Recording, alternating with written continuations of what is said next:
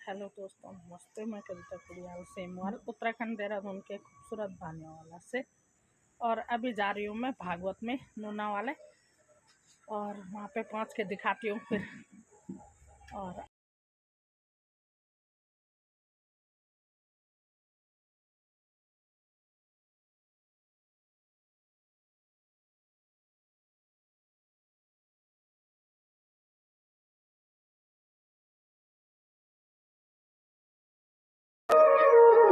सुने गोपिन के बोल, ज्ञान बजाए कमल में, प्रेम बजाए हो। 6 महीने बाद जब उद्धव जी आज लौट करके गए, भगवान ने कहा उद्धव मिले आए।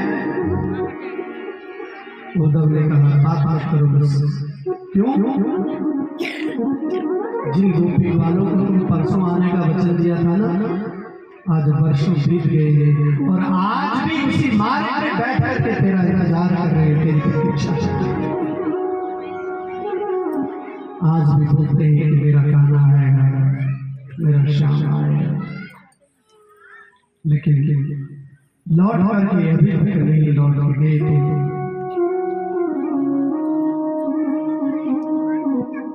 भगवान ने कहा मैं जानता था तुम ज्ञानी हो, लेकिन तुम प्रेमी नहीं हो। और अब तुम ब्रजवासियों के साथ में मिलकर के जब 6 महीने रह के आ गए हो ना, अब तुम भी प्रेमी हो गए। और अब मैं तुम्हें अपने प्रेम, अपना हृदय की बात तुमसे बता सकता हूँ, क्योंकि जब तक तुम प्रेमी नहीं थे तब तक तुम्हें अपने हृदय की बात बताना मेरे लिए संभव नहीं था। लेकिन अब तुम प्रेमी बन गए हो, अब मैं तुम्हें अपने हृदय की बात बता सकता हूँ।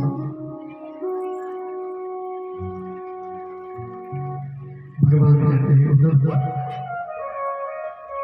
प्रेम के बिना जीवन कितना अपूर्ण है ये समझ में आया। तुम तो कह रहे थे कि मैं अभी जाता हूँ, सारे ब्रजवासियों को समझा करके लौट करके आ जाऊंगा, लेकिन उद्धव तुम स्वयं 6 महीने बाद आए हो। बुद्धि बड़ी चतुराई बड़ी सुंदरता तन में प्रगति है, मान बड़ो धन धाम बड़ो, यश कीरतनी जग में प्रगति है। झूमत द्वार गजेंद्र हजार, सो इंद्रियों से कछु नाही घटी।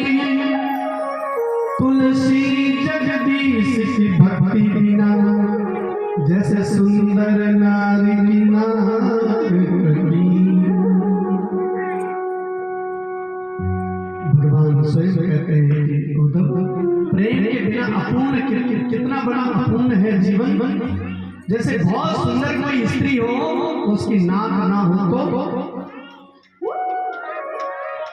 ऐसे ही प्रेम के बिना जीवन बड़ा अपूर्ण है। उद्धव जी को समझ में आया।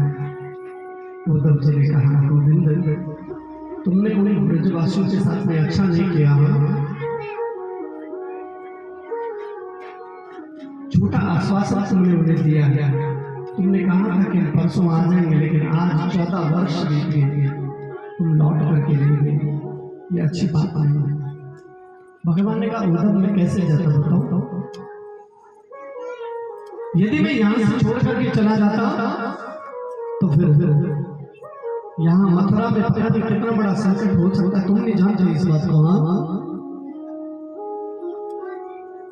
उद्धव जी और भगवान के बीच में बड़ी बड़ी बातें हुई। भगवान एक दिन कुब्जा के घर गए, अक्रूर चाचा ने बुलाया, अक्रूर जी के घर गए और सुखदेव बाबा कहते हैं कि यहीं से दशम स्कंद का पूर्वार्ध पूर्णता की ओर पूर्ण हुआ और दशम स्कंद का उत्तरार्ध 50वां अध्याय यहाँ से प्रारंभ हुआ। बोले भागवत भगवान की जय। कंस की पत्नी है अस्ति प्राप्ति, इनका पिता है जरासंध। जरासंध को बड़ा शौक हुआ, उसने निश्चय किया कि एक भी यदुवंशी को मैं जीवित नहीं छोड़ूंगा। तो उसने 17 बार मथुरा में आक्रमण कर दिया।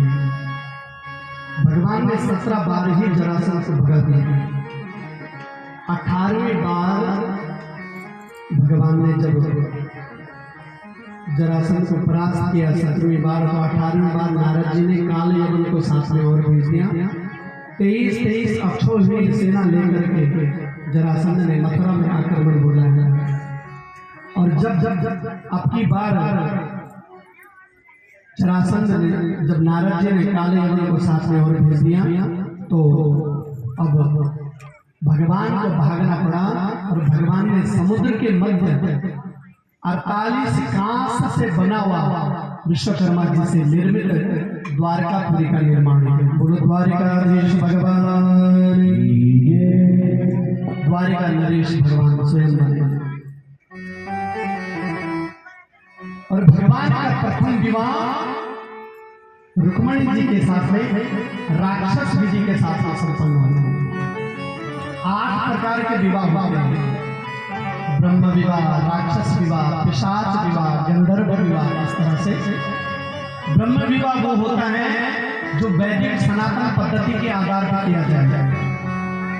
माता पिता की इच्छा के अनुसार माता पिता ने कन्या को पसंद किया, माता पिता ने वर को पसंद किया, उसके बाद कन्या और वर एक दूसरे को पसंद किया, उसके बाद दोनों के घर वाले मिले, फिर जाकर के ये रिश्ता पक्का हुआ और फिर शादी हुई। तो उसको कहते हैं ब्रह्म विवाह। कन्या का पिता जब संकल्प लेता है कहते हैं ब्रह्म विवाह विजनाम तुभ्यम अहम संप्रददे।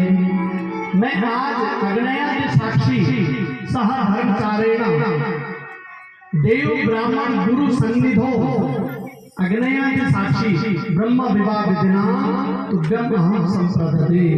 तब अपनी कन्या का दान वर के हाथ में देते हैं। राक्षस विवाह वो होता है जो कन्या तो हमें पसंद करती है परंतु उसके घर वाले राजी ना हो, तो उसको उसकी मर्जी से ही उसको उसके घर से उठा करके लेके आना, उसको राक्षस विवाह कहते हैं। पिशाच विवाह वो होता है जो जबरदस्ती किसी कन्या को उसके घर से उठा करके लेके आए। और गंधर्व विवाह वो होता है जो लड़का लड़की ने एक दूसरे को देखा, पसंद किया और घर वालों को बाद में बताया, पहले कह दिए भैया हमें इसी से शादी करना है, जिसे आपकी भाषा में कह सकते हैं लव मैरिज। गंधर्व विवाह, सबसे पहले गंधर्व विवाह कल की कथा में हमने आपको बताया है, याद है? बोलो महाराज, इतना कौन याद रख रहा है? दुष्यंत और शाकुंतला का जो पुत्र है, दुष्यंत और शाकुंतला जी ने सबसे पहले ही उनके पुत्र ने भरत जी, तो दुष्यंत और शाकुंतला से ही सबसे पहले गंधर्व विवाह हुआ था, वही से प्रथा चल पड़ी। तो इनके जो लव मैरिज वालों के जो आइडल है ना, वो दुष्यंत और शाकुंतला जी हैं। बोलो राधा।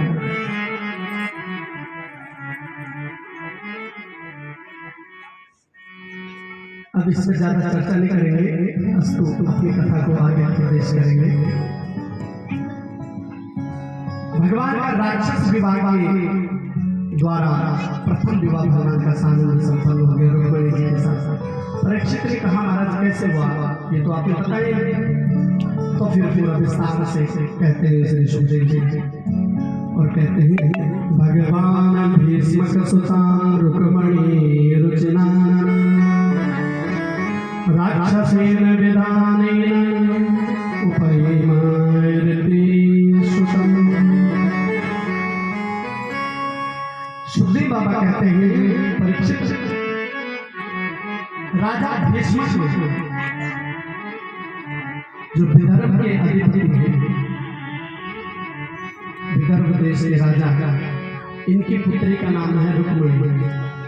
5 दोस्तों दोस्तों, जिस प्रकार से भगवान अनंत है, इसका कोई अंत नहीं है, हरि अनंत, तो उसी प्रकार से हरि कथा अनंत, हरि की जो कथाएं हैं, प्रसंग हैं, वो भी अनंत है, बहुत सारे हैं। आज की कथा में बस इतना ही। अगर पसंद आया हो तो अपने दोस्तों में शेयर करिएगा, लाइक करिएगा।